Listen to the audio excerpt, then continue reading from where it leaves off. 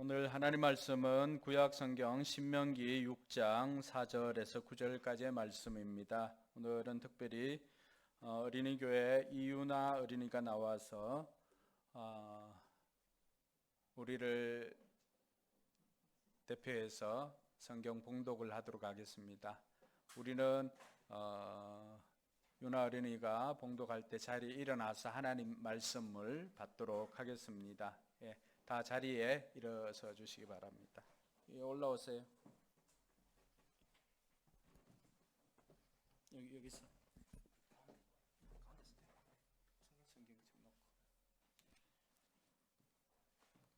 위에 놔도 돼. 보이나?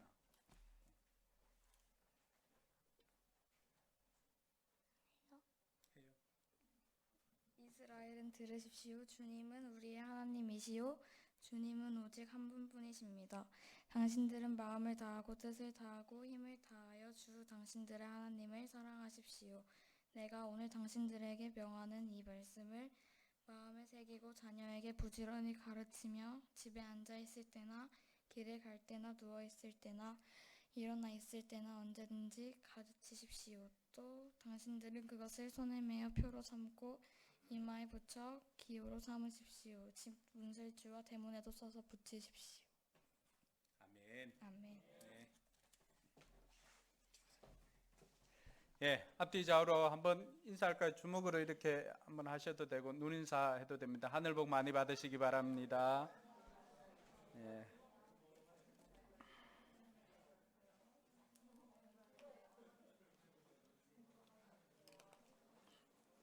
하늘 복 많이 받으시기 바랍니다. 광고 중에 하나 빠진 것이 있는데 선교사님이 몽골에 가지고 가려고 수삼을 사서 두고 있었는데 몽골에 들어갈 수가 없어가지고 몇 개월 동안, 그래서 선교사님이 우리 성도들에게라도 나눠주면 좋겠다고 해서 오늘 예배 참석한 가정에 수삼을 이따가 나누도록 하겠습니다. 교회에 오면은 어쨌든 뭐 얻어가는 게 많아야 됩니다. 은혜도 마찬가지고 갖고 가는 게 많아야 합니다. 어쨌든 코로나가 조금 더 안정되어 가는 것 같아 가지고 감사하고 또 하루속히 우리 일상들이 회복되기를 소망합니다. 교회도 이 코로나 이후에 코로나 때문에 여러 가지 바뀐 것이 조금은 있는 것 같습니다. 예전에는 교인 수를 등록 교인 숫자로 이렇게 했습니다.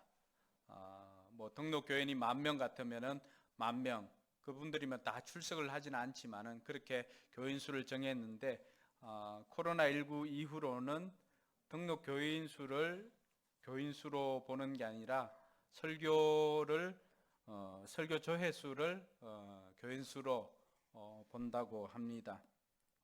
그리고 이전에는 건물이라고 하는 공간 중심의 교회였다면은 이제는 소통과 또 연결이라고 하는 소통 중심으로 교회가 바뀌었습니다. 그래서 목회도 어떻게 보면은 그 이전에는, 물론 우리 교회는 이미 그 이전부터 준비를 해왔지만은 관리 목회에서 이제는 관심과 또 관계 중심으로 이 목회 환경이 바뀌어 가고 있다라고 하는 것들을 많은 학자들이 제시를 하고 있습니다. 근데 감사하게도 우리 교회는 이미 처음 시작할 때부터 관계 중심의 또 목장 중심의 그런 교회였고, 또 건물보다는 사람 중심 또 소통 중심이었기 때문에 어떻게 보면은 코로나19 이후에 가정교회가 더 부흥하는 계기를 맞지 않겠나, 이런 생각을 해 봅니다. 많은 사람들이 이 경제적인 위기를 겪고 있는 것도 사실입니다. 그런데 이러한 것들을 또 기회로 삼는 것도 우리에게는 필요할 것 같습니다.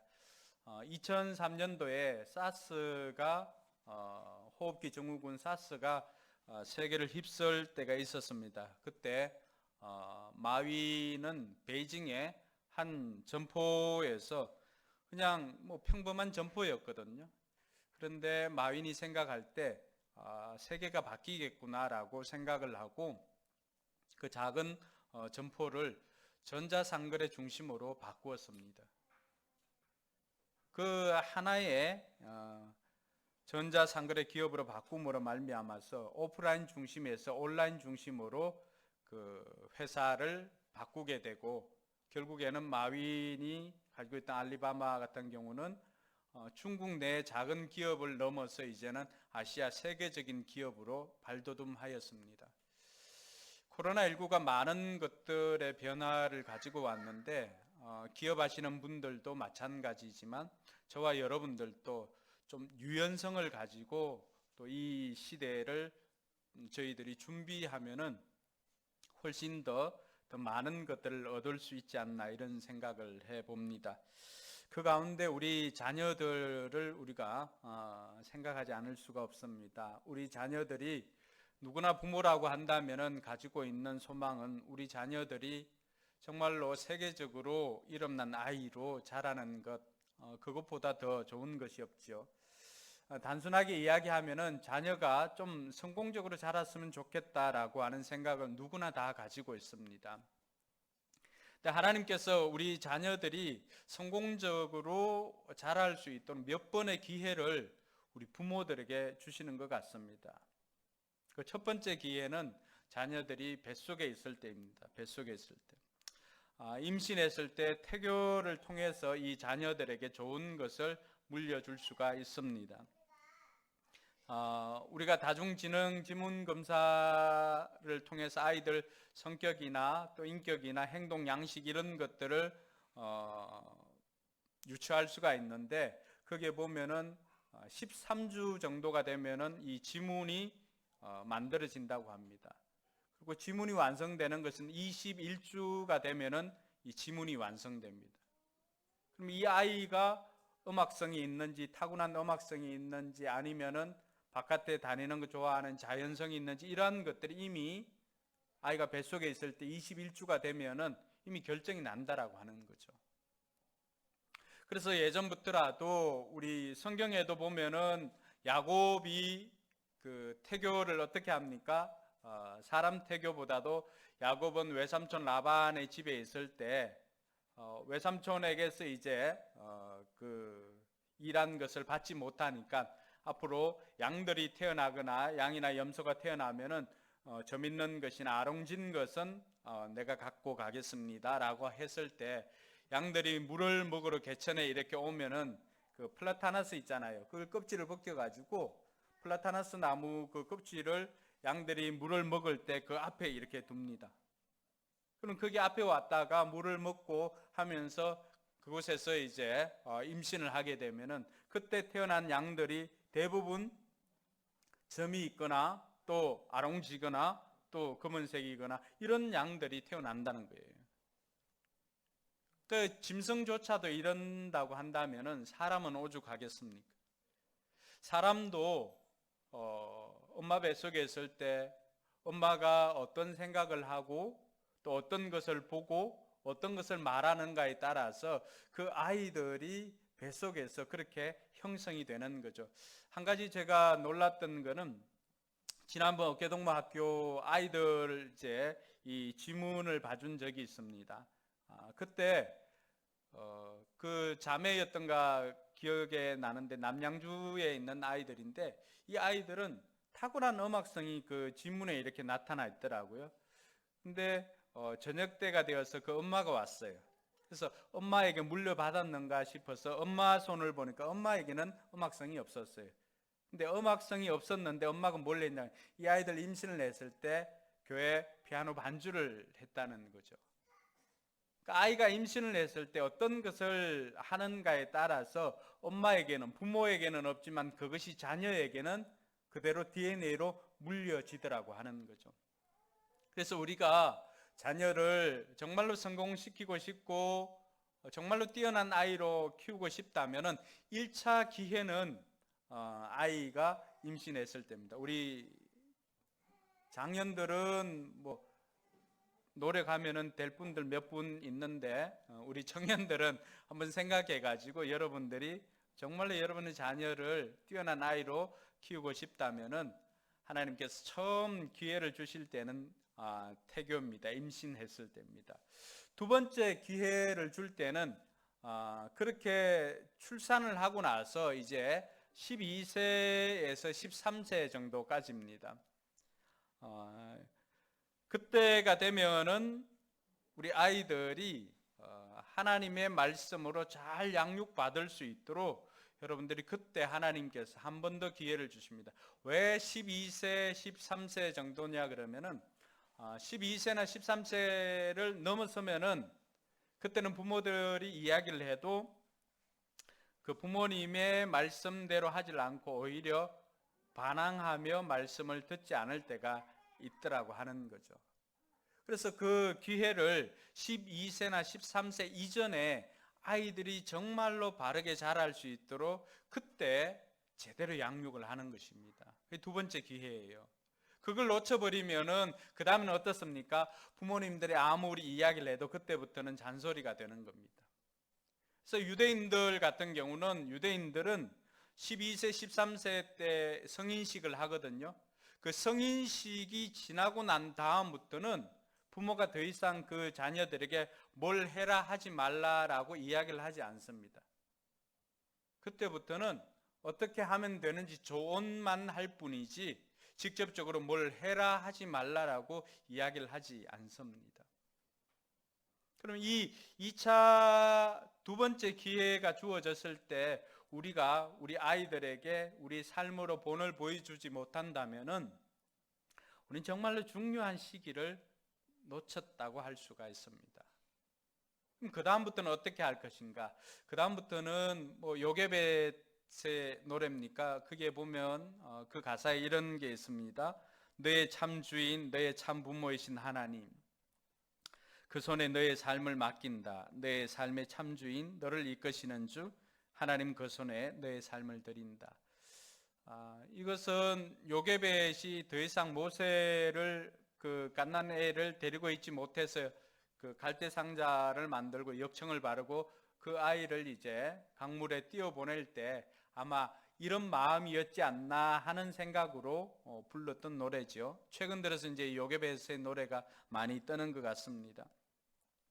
근데 이때 12세나 13세 정도의 시기를 놓쳐버리고 난 다음에는 어떻게 해야 할 것인가? 그때부터는 정말로 기도하는 수밖에 없습니다. 하나님의 은혜를 구하고 그 아이들이 인격적으로 하나님을 만나고 인격적으로 예수님을 만나서 그 아이들이 하나님을 자신의 하나님으로 고백하도록 만들어가는 것이 우리 부모로서 해야 할 역할이다라고 하는 것입니다. 그래서 바울은 에베소서 6장에 보면은 에베소 6장 4절에 또 아비들아 너희 자녀를 노엽게 하지 말고 오직 주의 교훈과 훈계로 양육하라라고 그렇게 합니다. 오직 주의 교훈과 훈계로 양육하라. 근데 그 주의 교훈과 훈계로 양육하는 그 시기가 보통 초등학교 이전에 다 끝나야 됩니다. 그렇지 않고서는 그 이후에 수정을 하려면은 굉장히 힘듭니다. 에너지도 많이 들고 또 부모와 자녀 간의 갈등도 많이 생기고 이렇습니다. 그래서 어쨌든 우리 교회가 더 집중해야 되는 것은 영아부, 유치부, 그리고 초등부, 요 초등학교 이전에 어린이 교회에 있을 때 우리가 어쨌든 믿음으로 이 아이들을 양육하도록 성부를 걸지 않으면은 다음을 장담할 수가 없습니다. 그나마 다음 세대가 제대로 성장을 하고 이렇게 할 때 어린이 교회에서 제대로 훈련받은 아이들은 그 이후에라도 신앙이 꾸준하게 자라나는 것을 봅니다. 근데 그때를 놓쳐버리니까 어떻습니까? 우리 주변에 보이질 않는 거죠. 그래서 우리 교회가 다음 세대를 세우고 준비하는 교회라고 자부심을 가지고 있는데 우리가 더 집중해야 되는 것은 모든 성도들이 에너지를 모아서 이 다음 세대를 양육하는 데 집중을 해야 됩니다. 그래서 말로만 하는 것이 아니라 여러분들이 직접적으로 관심을 가지고 때로는 교사로, 때로는 간식으로, 때로는 관심으로, 기도로 우리 다음 세대들인 어린이 교회에서 이 아이들이 어떻게 신앙 훈련을 받고 있고 어떻게 자라나고 있는지, 이 아이들에게 필요한 것이 무엇인지를 관심을 가지고 해주시기 바랍니다. 그것이 진정한 우리가 이 어린이 주일을 맞이해서 우리 다음 세대를 키우는 방법이 아니겠습니까? 미국에서 그 연구한 것이 있습니다. 교육과학연구소에서 과연 미국의 리더는 어떤 사람이 될 것인가라고 하는 것을 연구를 해보았습니다. 공통적인 것은 초등학교 때 좋은 책을 많이 읽었다라고 하는 공통점이 있습니다. 범죄자들은 공통적인 것은 거의 초등학교 때 책을 읽지 않았다는 것입니다. 또 책을 읽어도 교육적인 가치가 없는 책을 읽었기 때문에 그들은 범죄자로 이렇게 살아가고 있는 것을 봅니다. 교육과학연구소에서 연구한 것뿐만이 아니라 몇백 년 동안 명문가로 소문난 그 가정들을 조사를 한 것이 있습니다. 몇백 년 동안 세계적인 정치가나 또 경제인 또 여러 가지 사상가, 학자, 또 작가, 이런 가정에 그 자녀들은 어떻게 해서 양육을 받고 그 몇 세대를 이어가지고 몇백 년 동안이나 명문가로 자리 잡을 수가 있었는가, 이것을 연구한 것을 보니까 뭐 거기에는 처칠 가문도 있고 케네디, 또 인도의 네루, 루스벨트 가문, 또 워렌 버핏, 카네기 등등의 우리나라 사람 박지원, 연안 박지원, 이율곡 뭐 이런 분들의 가문들을 조사해 보니까 공통적인 것이 있습니다. 부모를 가진 분들은 잘 들어야 됩니다. 오늘 설교를. 공통적인 것은 그들은 다 책을 읽혔다는 것입니다.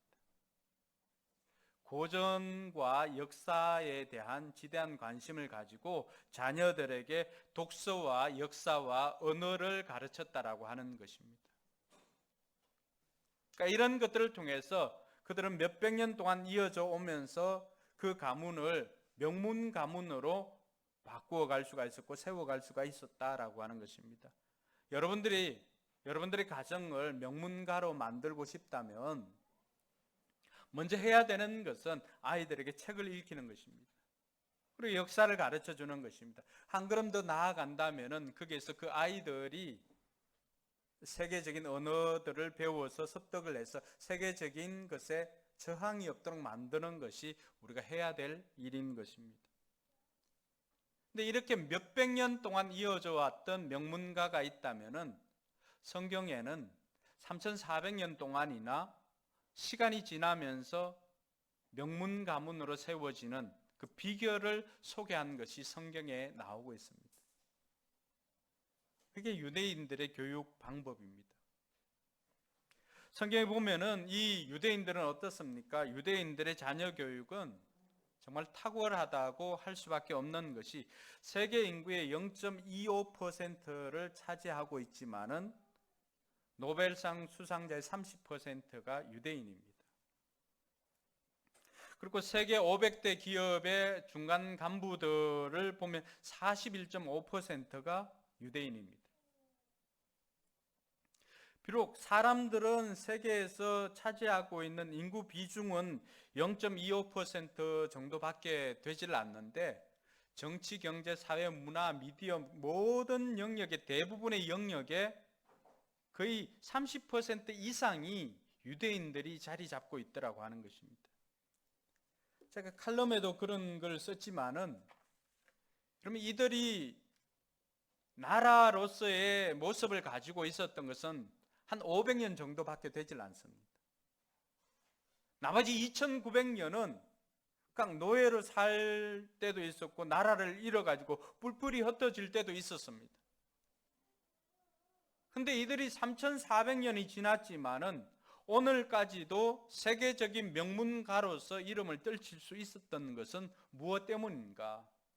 바로 성경이 그 답을 우리에게 제시하고 있습니다. 바로 오늘 저와 여러분들이 유나가 대표해서 읽었던 그 본문이 이스라엘 백성들의 자녀 교육 비결입니다. 3400, 이 말씀을 받은 지 3400여 년이 지났지만 오늘까지도 여전히 세계의 모든 중요한 핵심의 자리에 유대인들이 포진하고 있는 것은 이들이 이 말씀을 생명처럼 여기고 이 말씀을 붙잡고 살았기 때문입니다. 저는 목사로서 바라는 것은 우리 성도들의 가정이 다 세계적인 믿음의 명문가로 소문나기를 주님의 이름으로 축복합니다. 정말로 그렇게 되었으면 좋겠어요. 자녀 문제가 얼마나 심각합니까?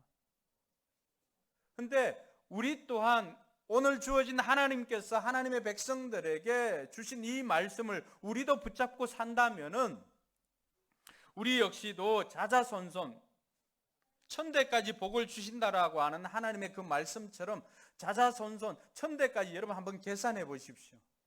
이스라엘 백성들이 받았던 그 3400여 년 지나도록 계속해서 이 말씀을 생명처럼 붙잡고 있었기 때문에 그들은 여전히 지금도 온 세계에서 뛰어난 민족으로 자리 잡고 있지 않습니까? 근데 이것이 그들만 가능한 것이 아니라 많은 믿음의 사람들이 이 말씀대로 살았던 것을 우리에게 증거해 주고 있습니다. 그래서 그들 또한 믿음의 명가로서 세워지고 있는 것을 보게 되는 것입니다. 오늘 읽었던 이 말씀은 유대인들이 생명처럼 여기는 말씀이고 가장 좋아하는 말씀입니다. 그래서 이 말씀을 우리가 볼 때 이스라엘아 들으라 라고 하는 쉐마 이스라엘이라고 해서 그 이름을 쉐마라고 합니다. 흔히 여러분들 유대인 교육하면 뭐 쉐마 교육 이렇게 들어봤지 않습니까?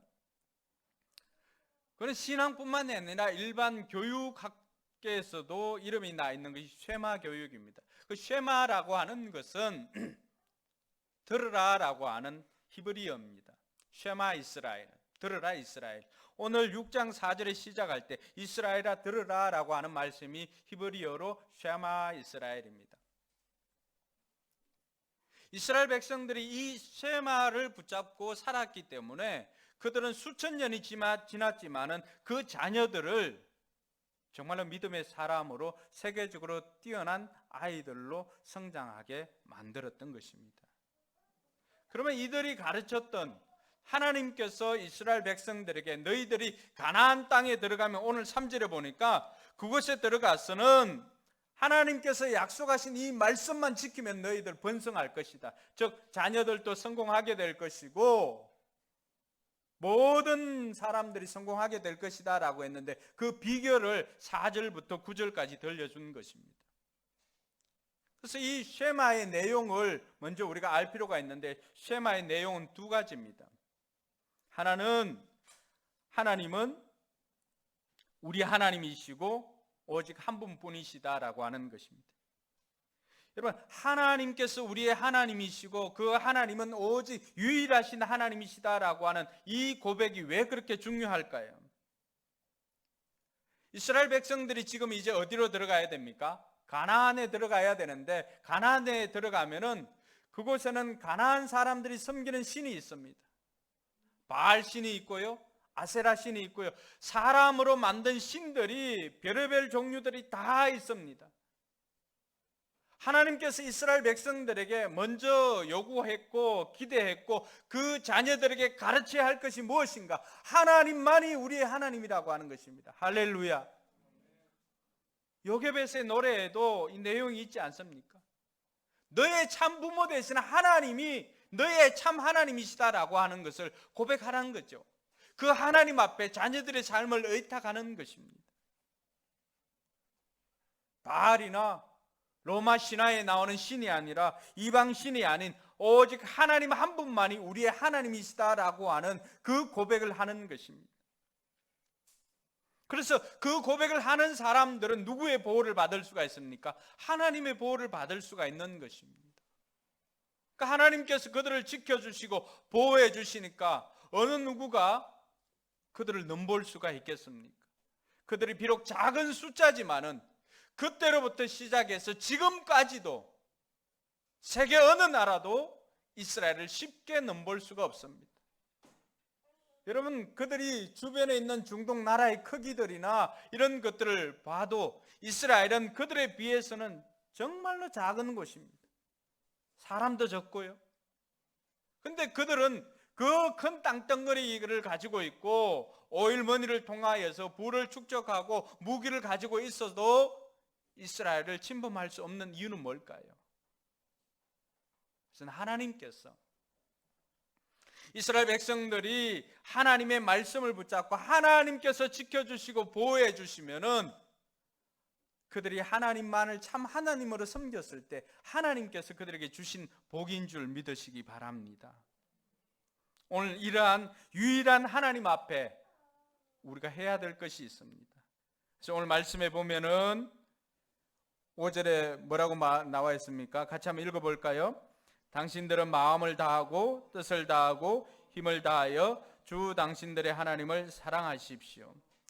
자, 하나님은 한 분뿐이십니다 라고 하는 것을 가르쳐주고 난 다음에 그 유일하신 하나님 앞에 우리가 어떤 태도를 가져야 되는가를 말해주고 있습니다. 그것은 바로 하나님을 사랑하는 것입니다. 요한일서 4장 8절에도 하나님은 사랑이시다라고 나와 있습니다. 근데 하나님은 사랑이시다라고 하는 걸 많이 가르치고는 있지만은 정작 그 하나님을 사랑해야 된다라고 하는 것은 잘 가르치질 않습니다.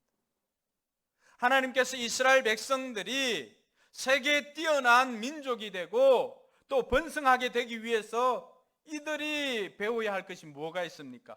온 마음과 뜻과 힘을 다하여 하나님을 사랑하는 것입니다. 여러분, 하나님을 어떻게 사랑하고 있습니까? 우리가 우리 자녀들뿐만이 아니라 우리의 삶도 성공적인 삶을 살기 위해서는 하나님께서 가르쳐주는 것이 두 가지 아닙니까? 하나님은 나의 참 하나님이십니다 라고 하는 것과 내가 마음과 뜻과 정성을 다해서 힘을 다해서 하나님을 사랑하는 것입니다. 근데 우리가 얼마나 하나님을 사랑하고 있습니까? 하나님을 사랑하는데 나만의 방식으로 사랑하고 있지는 않습니까? 우리가 사랑을 이야기할 때 흔히 뭘 표현합니까? 내 방법이 아니라 상대방이 원하는 방법을 사랑하는 것입니다. 그래야 사랑인 줄 아는 것이죠. 그래서 사랑은 그 상대방의 마음을 헤아리는 것부터 시작을 합니다. 그 마음을 헤아리지 않으면은 나는 열심히 사랑한다고 하지만은 그러나 상대방은 그 사랑을 느끼지 못합니다. 그래서 우리가 예전에 사랑의 언어를 다 확인하지 않았습니까? 기억을 하고 있나요? 어떤 사람은 언어지요. 언어가 사랑의 언어인 사람이 있고, 어떤 사람은 함께 보내는 시간, 어떤 사람은 스킨십, 어떤 사람은 선물, 뭐 이런 등등의 것들이 있습니다. 근데 상대방의 사랑의 언어가 뭔지를 알아야 합니다. 그래서 상대방의 마음을 헤아려야만이 그 상대방이 원하는 사랑을 해줄 수가 있습니다. 우리가 하나님을 사랑합니다라고 고백할 때 하나님의 마음을 얼마나 헤아리고 있고 하나님의 마음을 헤아려서 하나님을 사랑하고 있습니까? 하나님의 마음이 다 기록된 것이 바로 성경이죠. 하나님께서는 또 하나님의 마음을 우리에게 보여준 적도 있습니다. 디모데전서 2장 4절에 보니까 하나님의 소원이 모든 사람들이 구원에 이르기를 원하고 하나님을 아는 것을 원한다라고 했습니다. 여러분, 하나님의 소원은 모든 사람들이 구원받는 것이고 그 사람들이 하나님을 아는 것을 원한다고 했습니다. 근데 우리가 하나님을 사랑한다라고 하면서 하나님의 마음을 헤아리지 못하고 그저 우리가 받기만을 원한다면 그것이 무슨 하나님을 사랑하는 것이 되겠습니까? 오늘 하나님께서 이스라엘 백성들이 가나안에 들어갔을 때 너희들이 반드시 해야 하는 것은 하나님을 사랑하는 것인데 마음과 뜻과 힘을 다하여서 주 너희 하나님을 사랑하라라고 했을 때는 하나님의 마음을 헤아려서 그 마음을 시원케 하는 사랑을 하라는 것입니다. 할렐루야. 그래서 저와 여러분들이 하나님의 소원을 이루는 저와 여러분들이 되기를 주님의 이름으로 축원합니다. 그리고 하나님께서는 그 백성들에게 뭘 맡겼을까요?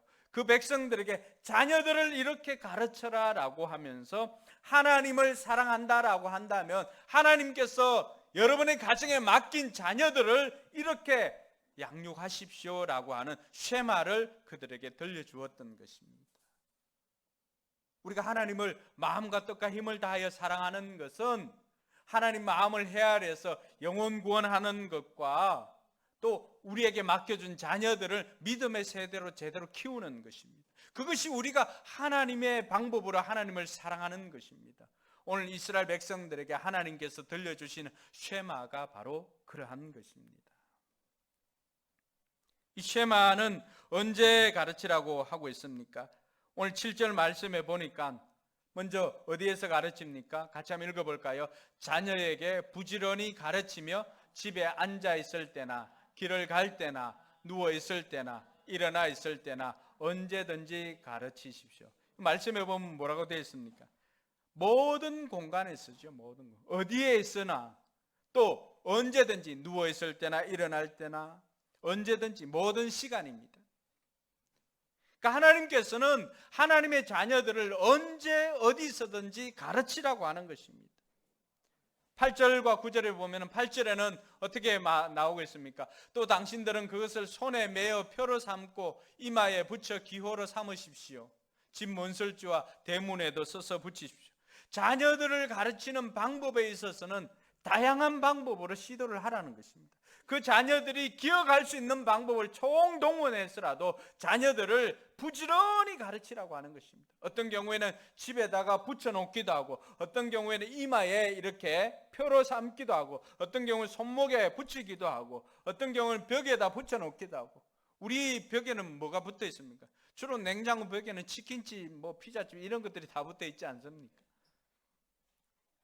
하나님께서 우리에게 원하는 건 뭐예요? 거기에다가도 말씀을 좀 붙여 놓으라고 하는 거예요. 자녀들이 정말로 부지런히 이 자녀들이 믿음의 세대가 되도록 거기에 일어나서 보면 물 먹으러 갔을 때도 보면은 수고하고 무거운 짐진 자들아 다 내게로 오라 내가 너희를 쉬게 하리. 이런 말씀 붙여 놓으라고 하는 거예요.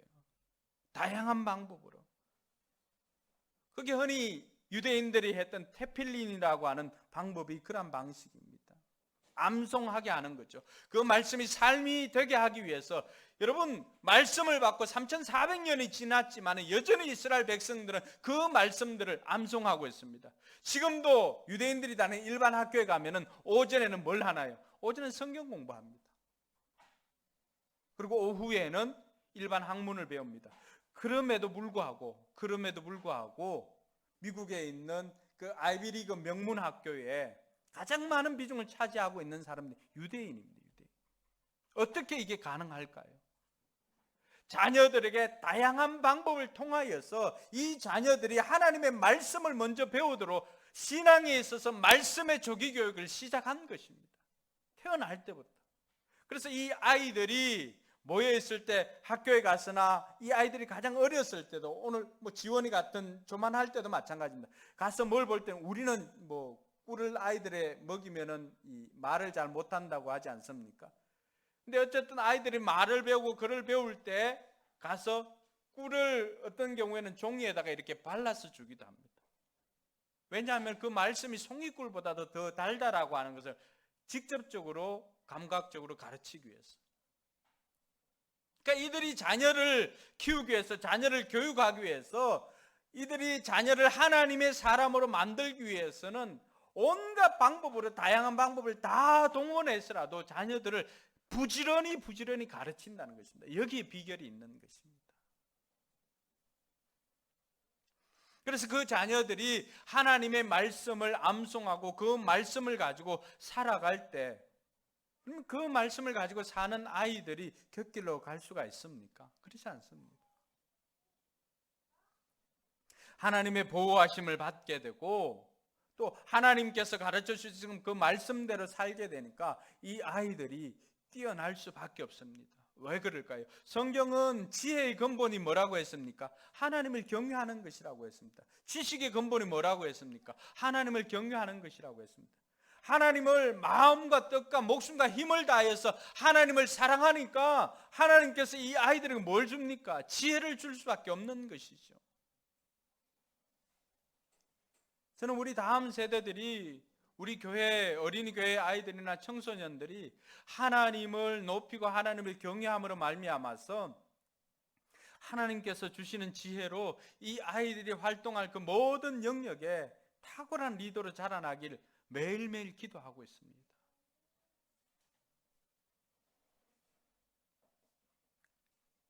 그럼 우리 아이들에게 오늘 이 쉐마를 통하여서 이스라엘 백성들이, 유대인들이 3,400년 동안이나 믿음의 명문 가정으로 세워졌다라고 한다면, 오늘 저와 여러분들이 믿음의 명문가를 꿈꾸고 있다면 우리는 어떻게 해야 할 것인가?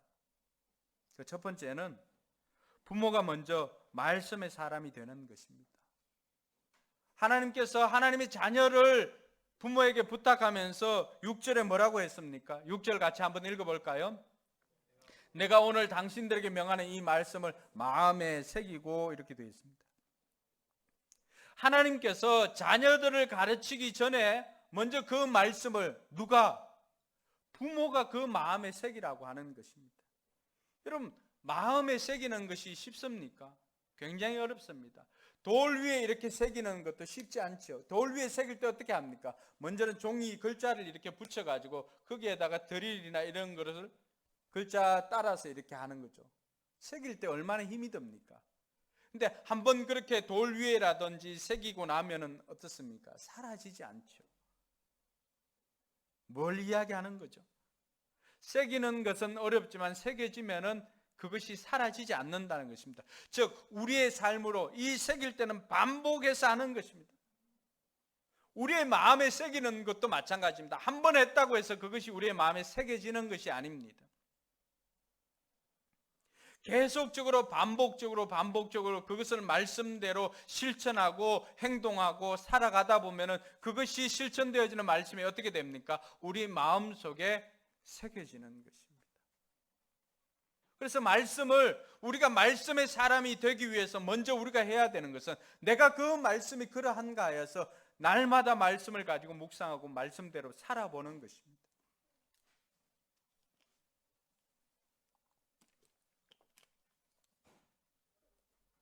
그래서 자녀들에게 말씀을 가르치기에 앞서서 먼저 내 자신이 말씀의 사람이 되어야 하는 것입니다.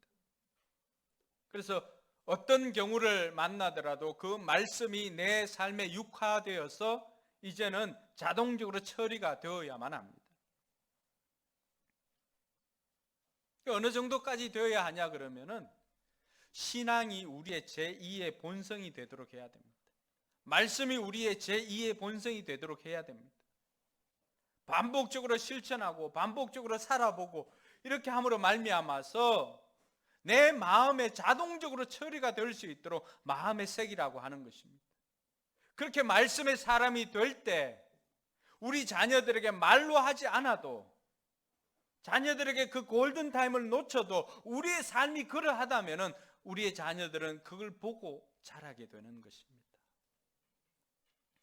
미국에서 별별 그 실험을 다 해봅니다. 갓난 아이 젖 먹을 때 혀를 이렇게 내고 이렇게 주는 거하고, 귀를 잡아당기면서 이렇게 주는 거하고, 머리를 이렇게 돌리면서 주는 거하고, 그 아이들에게 이 혀를 내밀면서 이렇게 줄 때 다른 뭐 두 가지 그 방법보다도 혀를 내밀면서 이렇게 하는 것이 아이가 가장 많이 따라했다는 거예요. 젖 먹을 때. 뭘 이야기를 하냐 그러면은, 다른 것보다도 행동을 해도 이 아이들이 말로 하는 것보다 그 갓난 아이라 할지라도 부모가 어떤 행동을 하는가를 보고 따라서 그걸 하더라고 하는 거죠. 오늘 저와 여러분들이 우리 자녀들이 믿음의 사람으로, 또 명문 가정의 그 가문의 사람으로 자라기 위해서는 먼저 저와 여러분들이 말씀의 사람이 되는 것입니다. 그 말씀의 사람은 반복적으로 우리가 말씀대로 삶으로 말미암아 말씀이 삶이 될 때 그것을 우리는 마음에 새겼다라고 할 수가 있습니다. 그래, 어떤 상황에서든지 그 말씀이 자동적으로 우리 가운데, 우리의 삶에 인출이 되어야 됩니다. 그러니까 이 어려운 시기에도 우리가 신앙을 지킬 수가 있는 것은 내 마음에 말씀이 없다면은 말씀대로 살 수가 없지요.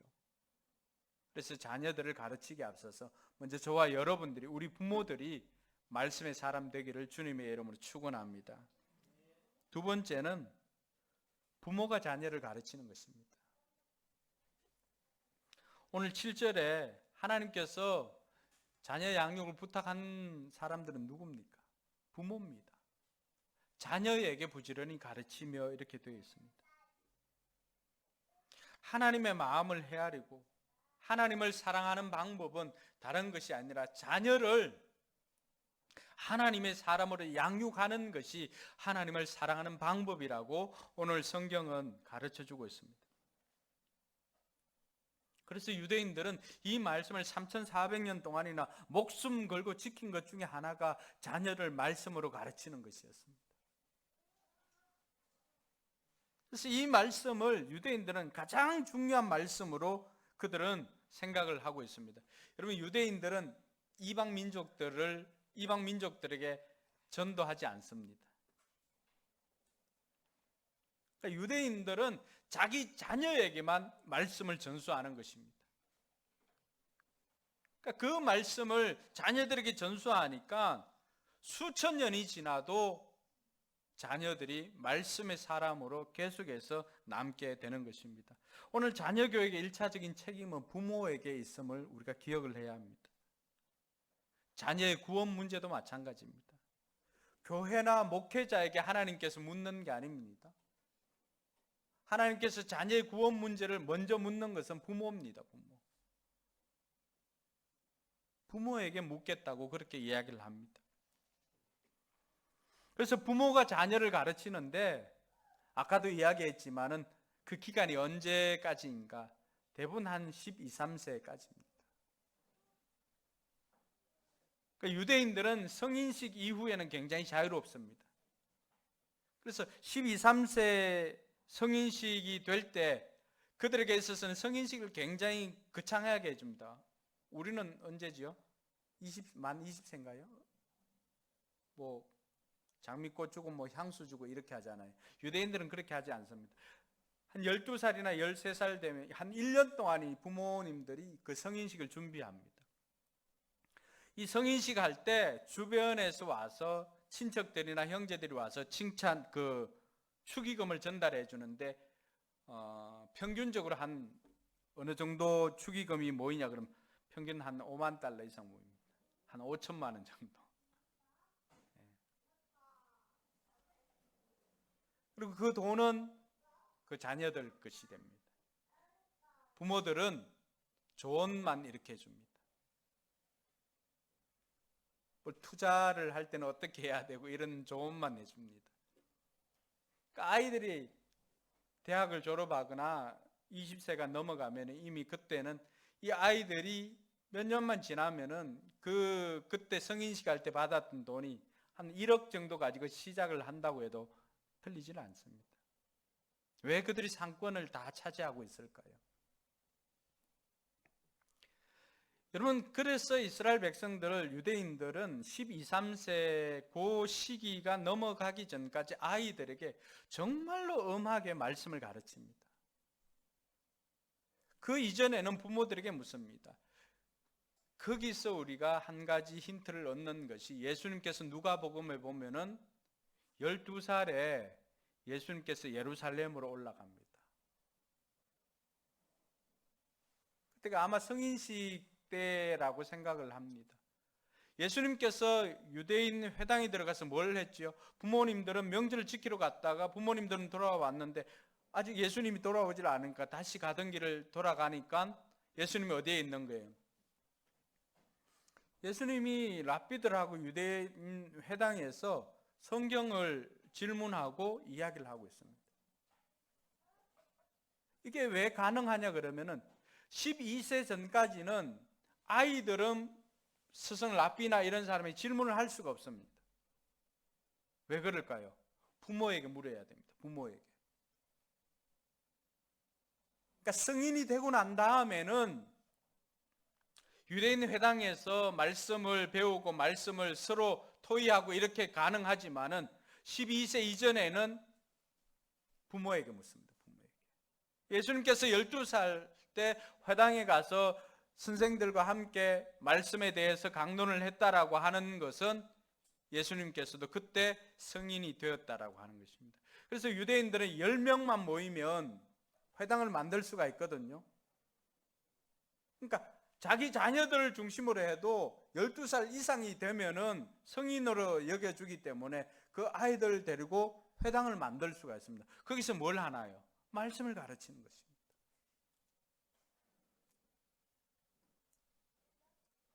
교회 학교가 이 자녀들의 교육, 신앙 교육을 책임진 거는 산업혁명 이후 때입니다. 부모님들이 다 이제 농사 짓던 부모님들이 어떻게 합니까? 이제는 재봉틀 하러 갑니다. 영국에서도. 그러니까 아이들이 보호를 받지 못합니다. 길거리 나가고 그 아이들이 나쁜 짓을 하고 길거리에 돌아다니니까 보다 못한 한 사람이 자기 재산을 털어가지고 그 아이들을 데리고 와서 말씀을 가르쳐주고 또 먹이기도 하고 공부를 시킵니다. 그게 주일학교의 시작입니다. 또 오늘날 많은 부모님들이 어떻게 합니까? 교회나 교육자나 이런 사람들이 자기 자녀들의 구원 문제나 신앙 문제를 다 의지를 합니다. 성경이 이야기해 주는 것은 먼저 1차적인 책임이 부모에게 있다는 것입니다. 부모가 자녀를 신앙으로 가르치라는 것입니다. 할렐루야. 동의하십니까? 그렇게 해야만이 하나님께서는 그 자녀들이 자자손손 믿음의 명문가로 거듭나게 된다라고 하는 것을 이야기를 합니다. 그럼 부모들이 어떻게 가르칠까요? 오늘 말씀해 보니까 우리 개역 개정에는 있지만 세번역에는 없는 것이 있습니다. 그러니까 말씀을 가르치라고 되어 있는데 개역 개정에 보면은 너희들은 이 말씀을 강론할 것이며 나와 있습니다. 7절에 보니까. 이 강론하다라고 하는 것이 뭔가? 강은 익히고 읽고 해석하는 것입니다. 논은 토론하고 헤아리는 것입니다. 익힐 강자와 논할 논자입니다. 토론하라고 하는 것입니다. 그럼 하나님의 말씀을 가지고 자녀들과 토론하라고 하는 것입니다. 가르치고 토론하는 것. 영어로 보면 talk about이라고 되어 있습니다. talk about이 뭐죠? 쌍방간의 대화 아닙니까? 그러니까 자녀들과도 그렇게 하라고 하는 것입니다. 그러니까 이스라엘 백성들은, 유대인들은 자기 자녀들에게 이 자녀들과 talk about을 하기 위해서 두 가지 아주 중요한 것을 합니다. 하나는 bedtime story입니다. 아이들이 자기 전에 반드시 성경을 읽어줍니다. 잠자리에 들기 전에. 자기 전에 성경을 읽어줌으로 말미암아서 이 아이들이 무한한 상상력을 키울 수가 있습니다. 그리고 또 하나는 안식일 식탁입니다. 이스라엘 백성들은 안식일을 굉장히 중요하게 여깁니다. 그래서 이 안식일 식탁을 어느 정도 가지냐? 최소한 한 3시간 정도 가집니다. 처음에는 찬양 한두 곡을 합니다. 그리고는 밥을 먹습니다.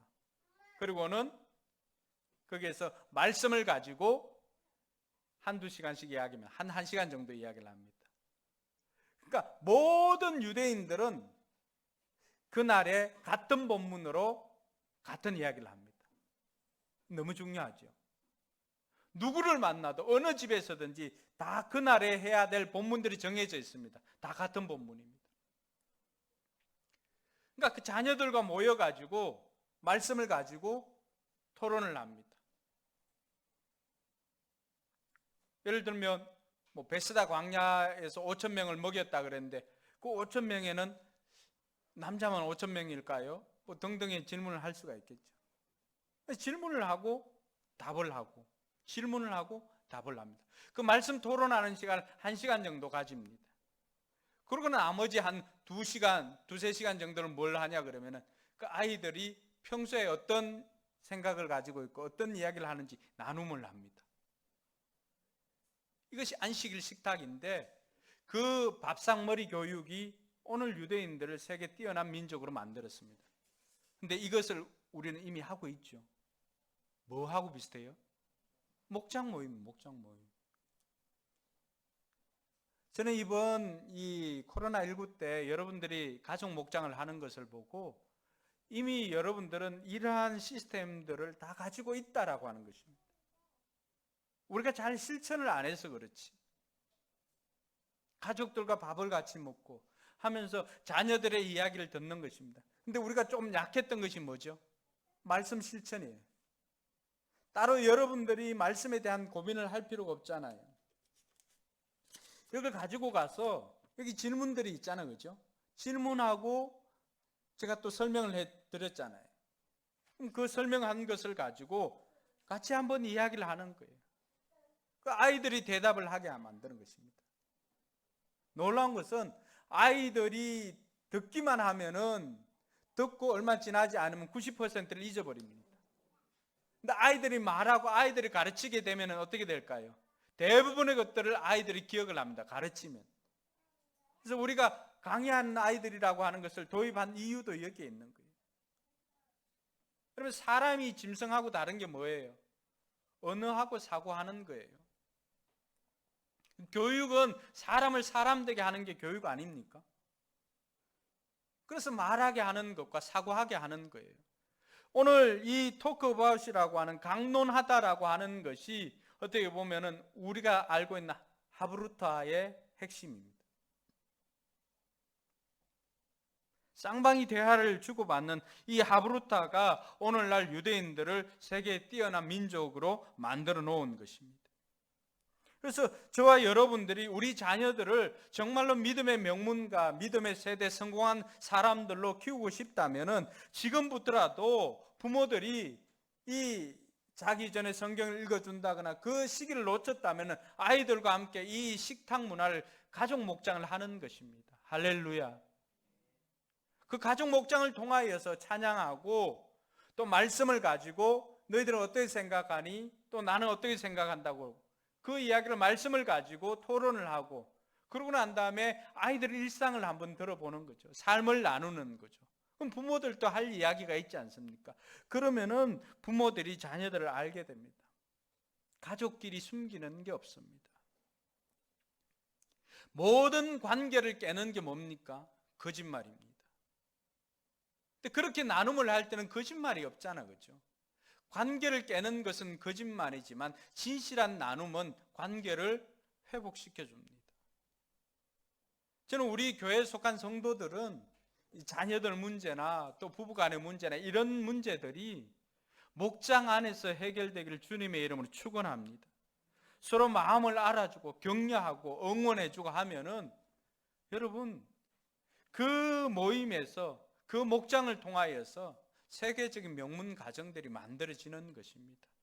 여러분들이 하고 있는 그 목장 모임, 가족 목장이든지 또 아니면은 여러분들 목장이든지 그 목장을 통해서 더욱더 우리가 하고 있는 것들을 강화시키고 한다면은 우리는 우리 자녀들뿐만이 아니라 여러분 스스로도 성공적인 인생을 살아갈 수 있다라고 하는 것이 성경이 우리에게 가르쳐 주는 것입니다.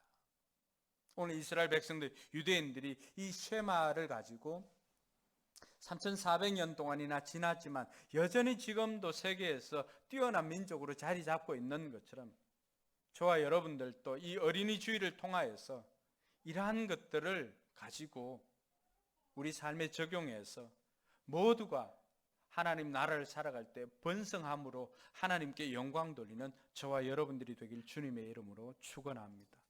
이번 한 주간도 여러분 결단하시고 하나님을 하나님으로 삼고 여러분들이 자녀를 가르치고 그리고 자녀들과 함께 말씀을 토론하는 그 은혜가 있기를 주님의 이름으로 축원합니다.